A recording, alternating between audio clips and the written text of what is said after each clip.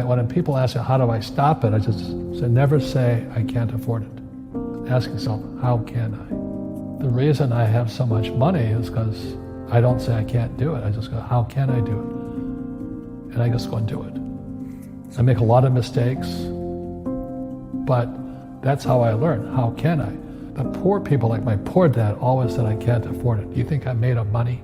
I'm a school teacher. I can't do that.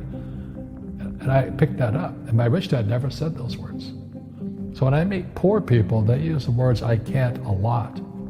So the people that say I can't afford it, I can't do this, I can't get to college, the rich are evil, I choose not to participate in that. And that's one thing people could change today. Correct. Right now is that dialogue in their head. Stop saying the word can't. I can't. Right.